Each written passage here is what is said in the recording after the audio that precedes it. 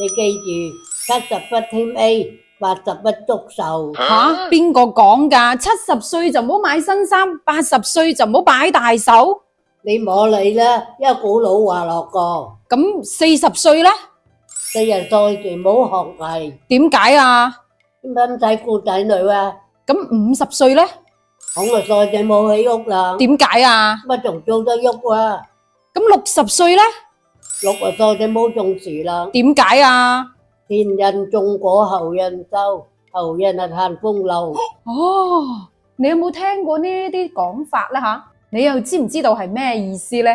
老祖宗教落70不添衣，喺字面上嘅意思係指人到咗70歲就唔好再買新衫啦。點解要咁苛刻呢？按照傳統，咁70歲就被稱為古稀之年。咁對比起古時候嘅平均年齡，嗱，人可以活到70歲已經係好稀奇、好少有噶啦。咁須知道大聖人孔子都只不過活到73歲。咁呢個古稀之年嘅古係表示70歲，稀係表示稀有珍貴嘅意思。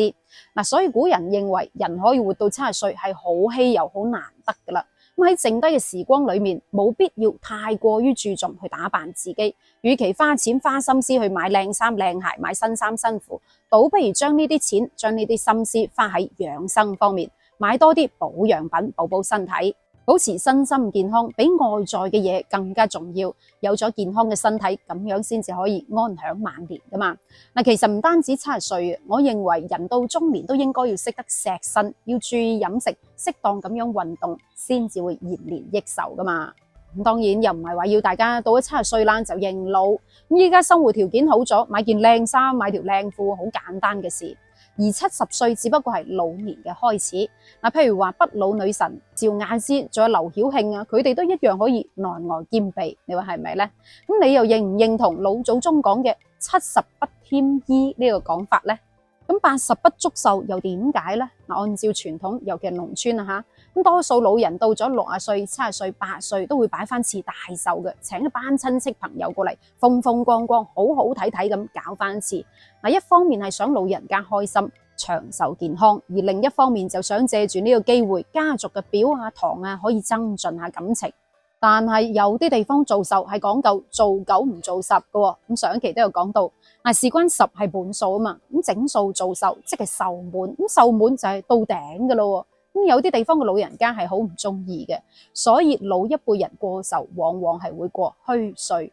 嗱，譬如話70歲嘅大壽就會喺69歲做，咁80大壽就會喺79歲做，咁再加上嗱，古人認為狗係皇帝先可以用嘅，狗唔自尊啊嘛。咁所以如果普通人想用狗咯，逢狗都要大搞，係想祝願老人可以順順利利、健健康康咁話。咁仲有啲地方過壽係講究做7唔做8，嗱，即係話人可以過70大壽，但係就唔會做80大壽。譬如老人家79歲，就會提前將80大壽做咗佢。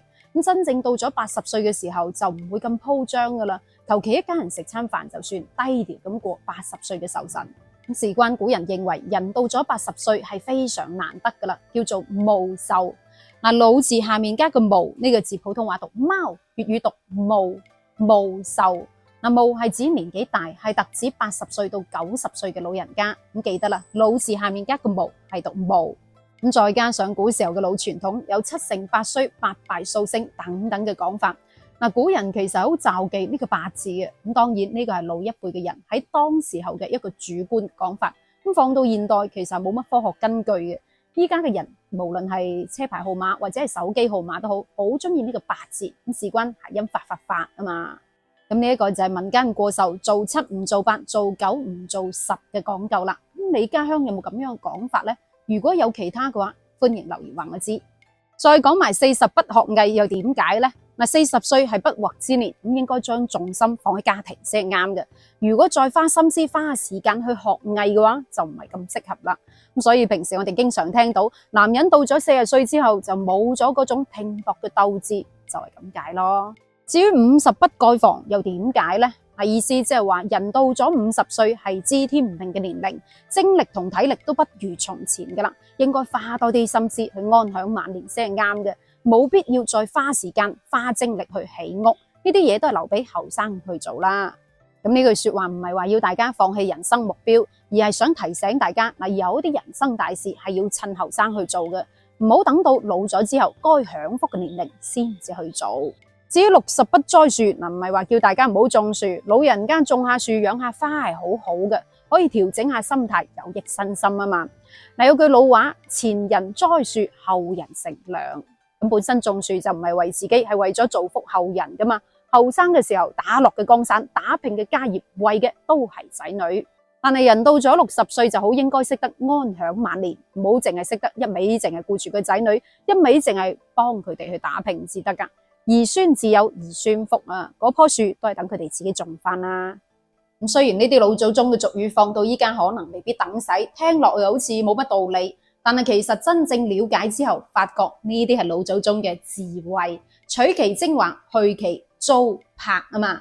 順便講下今期嘅知識點，呢兩個字普通話讀糟粕，粵語讀糟粕，亦都可以讀糟粕，即係話吸收啲好嘅嘢，捨棄啲冇用嘅嘢，將老祖宗遺留落嚟嘅俗語好好傳承落去。你話啱唔啱呢？到最後阿婆話要問下你，30歲、40歲、50歲、60歲、70歲、80歲、90歲，你幾多歲？